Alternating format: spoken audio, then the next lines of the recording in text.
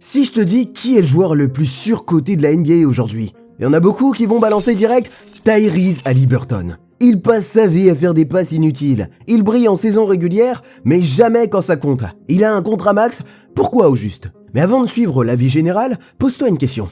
Est-ce qu'on le déteste parce qu'il est nul ou parce qu'il réussit sans jouer comme les autres? Parce qu'il parle, il provoque, il prend sa place. Dans cette vidéo, je vais juste te raconter la vérité, l'histoire d'un gars que personne n'attendait et qui aujourd'hui emmène Indiana en finale NBA. Bienvenue sur Hoop Culture et voici l'histoire inspirante de Tyrese Haliburton. Oshkosh, Wisconsin, une petite ville où on connaît les voisins, où les gymnases sentent la cire et la sueur, et où les rêves de NBA ne courent pas les rues.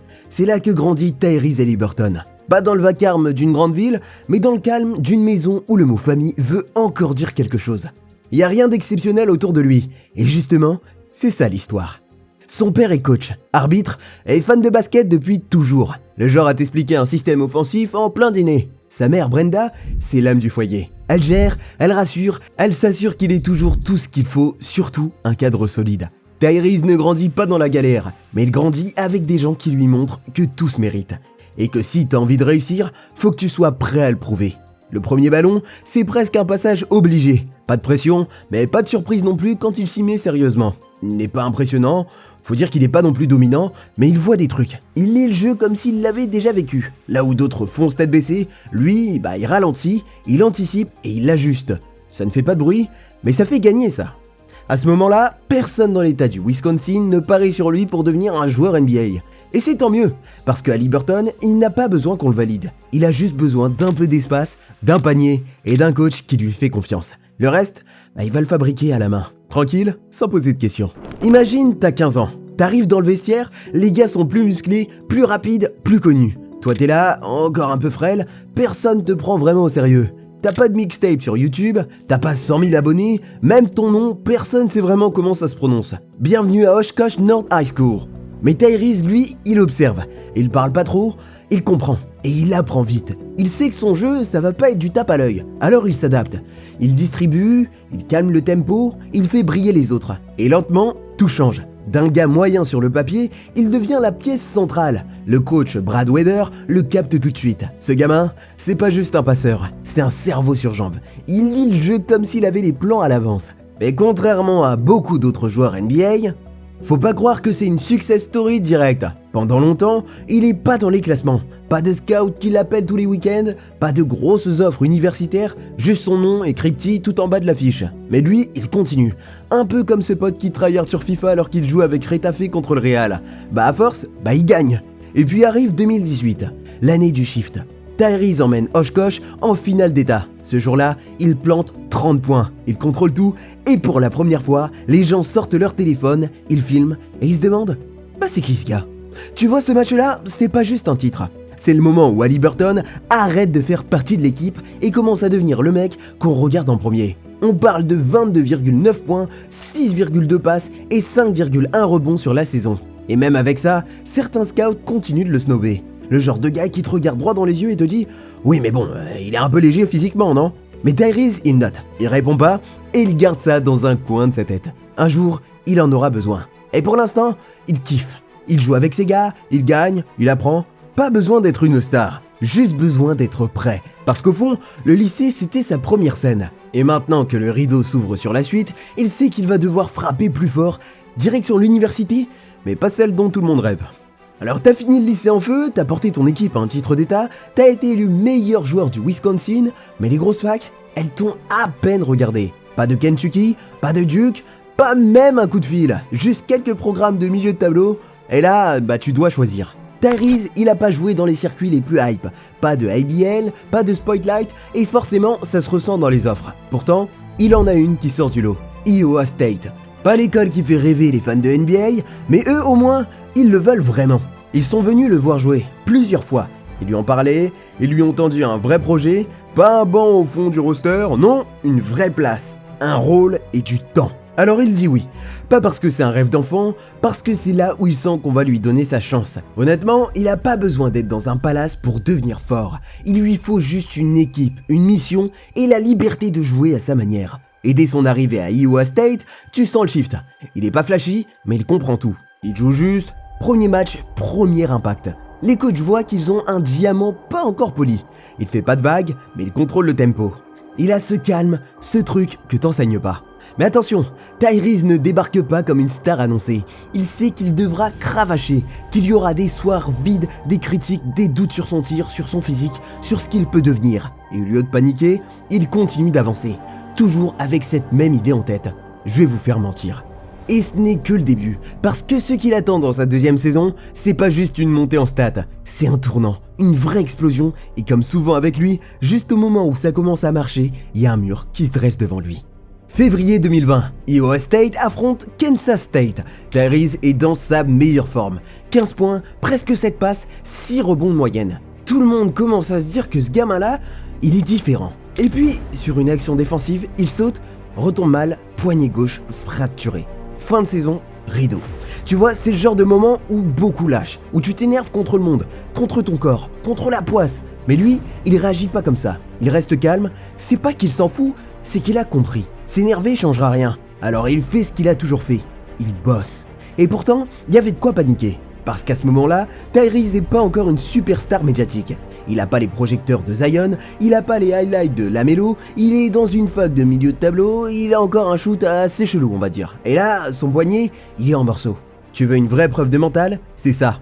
Bah, il panique pas, il s'isole pas, et il dit pas qu'il revient plus fort juste pour Twitter. Il le fait, en silence. La plupart auraient attendu une saison de plus. Lui non. Il se présente quand même à la draft. Il sait que les gens vont douter. Il sait qu'ils vont dire qu'il est trop léger, trop gentil, trop bizarre. Il a entendu tout ça depuis le lycée. Et il s'en fout. Il veut juste que quelqu'un le choisisse. Il a pas besoin de promesses, juste d'un maillot. Et là mec, la draft arrive. On est en novembre 2020. La draft NBA, en visio à cause du Covid, pas de scène, pas de poignée de main avec Adam Silver, pas de costume clinquant sur le tapis rouge, juste un salon. À Oshkosh, Wisconsin, Tyrese est là, entouré de ses parents, comme depuis le premier jour. Il sourit, mais tu sens que ça cogite. Pas que ce soir, c'est tout ou rien. Tu passes à la télé ou tu disparais. À ce moment-là, les scouts sont divisés. Il y a ceux qui voient son QI basket, sa vision, son style de jeu atypique, et il y a ceux qui n'adhèrent pas du tout. Trop frêle, trop propre, trop bizarre, son shoot est carrément chelou, sa mécanique est pas super académique on va le dire, et puis sa blessure au poignet, ça rassure personne. Mais lui, il reste droit. Pas d'extravagance, pas de panique, il attend. Pic après pic, 1, 2, 3, toujours pas son nom. 6, 7, 8, les équipes défilent, les noms tombent, et tu sens dans la pièce que ça commence à chauffer. Il pensait être top 10 facile, mais personne l'appelle. Et puis enfin, 12e choix. Sacramento Kings. Son nom résonne et bam, soulagement. Il lâche un sourire, serre ses parents dans ses bras, il dit rien d'incroyable, il pleure pas, il saute pas partout, il murmure juste « Je vais leur montrer, pas besoin de plus ». Et c'est là que l'histoire devient intéressante. Parce que quand tu tombes 12e alors que tu penses valoir plus, t'as deux choix. Tu boudes ou tu te sers de ça comme carburant.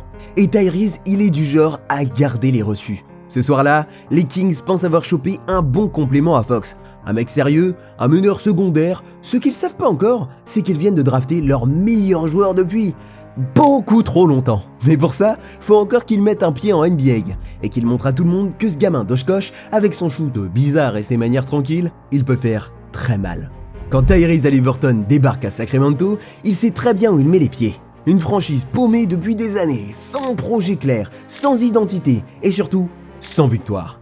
Les Kings, c'est pas glamour. C'est pas les Lakers, c'est pas Boston, c'est la loose NBA version chronique. Mais lui, il s'en fout. Il arrive sans grande hype, sans pression, avec cette mentalité d'éponge. Il observe, il apprend, il prend ce qu'on lui donne, et il fait ce qu'il sait faire.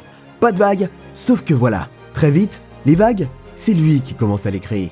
Dès ses premiers matchs, Tyrese surprend tout le monde. Il sort du banc, mais il gère comme un vétéran. Il bouge la balle, il enchaîne les passes laser, il calme le jeu, il lit les défenses. À 20 ans, il joue déjà comme un mec de 25. Et ça, les fans le capent direct. À Sacramento, on a vu passer des jeunes prometteurs, mais rarement un gamin aussi sûr, aussi intelligent, aussi utile. Son shoot, chelou ou pas, rentre. Sa défense est solide, et surtout, il perd rarement la balle. Rookie ok, mais 1,5 perte de balle par match pour un meneur qui joue 30 minutes, c'est rare. À la fin de sa première saison, il tourne à 13 points, 5,3 passes, 3 rebonds, avec 47% au tir et 41% à 3 points. Solide, très solide.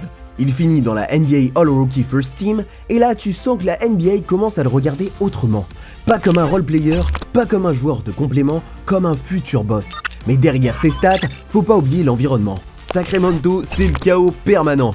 Aucun cap, des coachs qui tournent, un effectif bancal, un front office qui change de direction toutes les 2 semaines, et au milieu de tout ça, le rookie Tyrese Haliburton. Il fait pas de bruit, il se plaint jamais.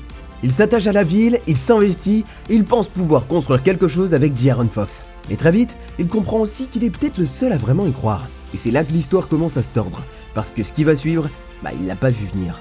Quand t'es jeune en NBA, tu penses que tout se joue sur le terrain. Tu bosses, tu performes, t'espères construire quelque chose. Tyrese, lui, croyait vraiment que Sacramento allait miser sur lui. Il était investi, il faisait l'unanimité chez les fans. Il portait l'équipe dans les moments creux, il se voyait construire sur le long terme, évoluer aux côtés de Fox, incarner le renouveau d'une franchise en galère. Mais la NBA, c'est aussi une ligue de business. Et en février 2022, la réalité frappe fort, très fort. Un simple appel et tout bascule. Tyrese est transféré à Indiana. Sans prévenir, sans logique apparente, il est sous le choc. Les Kings viennent d'envoyer leur joueur le plus prometteur, celui qui jouait avec la tête et le cœur, en échange de Domantas Sabonis, un bon joueur, ouais, mais à ce moment-là, personne ne comprend vraiment. Même Haliburton ne le voit pas venir. Il le dit lui-même plus tard. J'étais prêt à faire ma vie là-bas. Il est dévasté. Tu sens que ça lui fait mal, que ça l'atteint personnellement. Il a donné tout ce qu'il avait pour cette équipe. Et en retour, il se fait balancer comme une carte de Monopoly. Et voilà la beauté du truc. Tyrese ne reste pas abattu longtemps. En fait, ce trade, c'est une claque. Mais une claque qui réveille. Il passe de déçu à déterminé. Il se dit, ok, vous ne croyez pas en moi? Parfait, il y en a d'autres qui vont le faire. Indiana, c'est tout l'inverse de Sacramento. Là-bas, ils le veulent. Vraiment. Le soir même du trade, Kevin Pritchard, le président des Pacers, l'appelle direct. Il lui dit « On croit en toi, t'es notre gars ». Rick Carlisle, le coach, le contacte aussi. Il lui dit « On va construire autour de toi ». Et ça, pour Tyrese, c'est un changement radical. On lui file les clés. Il devient immédiatement le leader de l'équipe. Pas un lieutenant, pas un backup, le visage du projet. Il arrive dans une franchise qui l'écoute, qui l'entoure, qui le respecte. Et lui, il répond tout de suite sur le terrain. Il reprend exactement là où il s'était arrêté. Il augmente ses stats, il fait jouer tout le monde, il transforme l'attaque des Pacers en machine fluide et rapide. Le gars vient d'arriver et déjà t'as l'impression qu'il a toujours été là. Ce chapitre-là, c'est celui de la rupture, celui où il comprend que le basket, c'est pas juste des points et des passes, c'est aussi des choix, des trahisons, des virages inattendus. Mais c'est aussi le moment où Haliburton commence à prendre sa revanche. Tyrese, c'est pas le meneur stéréotypé. Il joue pas pour mettre 40 points tous les soirs, il joue pour contrôler le tempo, connecter les pièces du puzzle, créer du mouvement. C'est un peu comme un chef d'orchestre dans une salle pleine de jazzmen. Il improvise, mais il garde toujours le rythme en main. Et quand ça commence à groover, ça devient injouable. Son impact est immédiat. Le jeu des Pacers devient plus rapide, plus intelligent, finit les possessions lentes et stériles. Avec Haliburton, ça court, ça bouge, ça combine. Et surtout, ça gagne.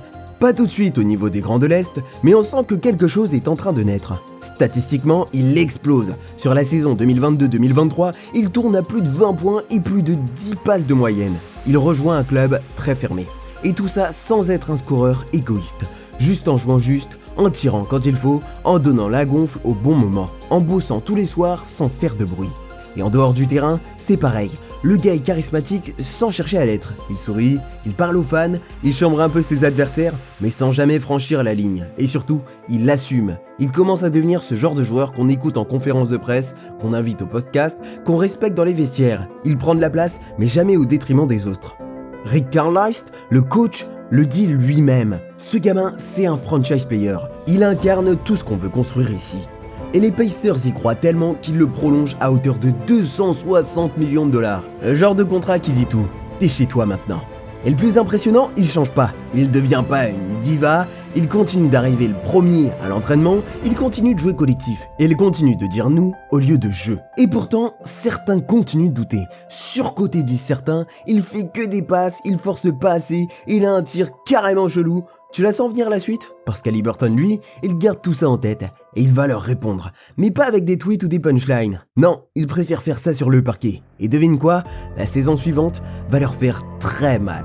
Eh bien, c'est le mois de mai, les playoffs. Après une très bonne saison, on n'attendait pas autant de lui en playoffs. Face à Milwaukee et Giannis Antetokounmpo, Indiana impose son rythme. Un jeu rapide, propre, collectif. Au cœur de tout ça, Haliburton qui joue juste. Moins de 2 pertes de balles en moyenne sur la série, et un Game 5 quasi chirurgical. 26 points, 5 rebonds, 9 passes, il met la pression, garde le tempo, fait déjouer les Bucks, série pliée 4-2, Indiana passe. Au tour suivant, les Cavs, une autre équipe bien plus expérimentée, avec des ambitions réelles, et là encore, les Pacers haussent le ton. Pascal Siakam prend plus de place, mais c'est Haliburton qui fait craquer Cleveland. Dans un match 5 crucial, il punit la défense à mi-distance et Indiana prend le dessus. Et ça commence à parler sérieusement. Puis viennent les Knicks, et là faut le dire, New York avait l'avantage du terrain, l'élan et surtout une vraie identité défensive. Mais Indiana, c'était une machine. Game 4, Haliburton sort un match pour les livres d'histoire. 32 points, 15 passes, 12 rebonds, 0 turnover. Personne n'avait jamais fait ça en playoff. Personne. Tu sens que quelque chose se passe. Game 6, au Madison Square Garden, l'ambiance est bouillante. Mais Indiana garde son sang-froid. Haliburton plante 11 de ses 21 points dans le dernier quart-temps. Pascal Siakam enchaîne les drives. 31 points, MVP des finales de conférence. Les Pacers l'emportent 125-108. Et voilà, Indiana est en finale NBA. La première fois depuis 2000. Un quart de siècle. Alors ouais, tu peux continuer à dire que Tyrese Haliburton est surcoté, que son jeu est trop lent, trop collectif, pas assez spectaculaire, tu peux rester bloqué sur son tir chelou ou ses passages à vide, mais pendant que tu parles, lui, il avance, il construit, il emmène son équipe là où personne les voyait. Il prend des risques, il assume, il s'effondre parfois, il se relève toujours. Il joue pas pour plaire, il joue pour gagner. Et si à la fin on l'applaudit pas comme tous les autres, c'est peut-être parce qu'il leur ressemble pas. Pas le plus fort, pas le plus flashy, mais peut-être juste peut-être le plus important.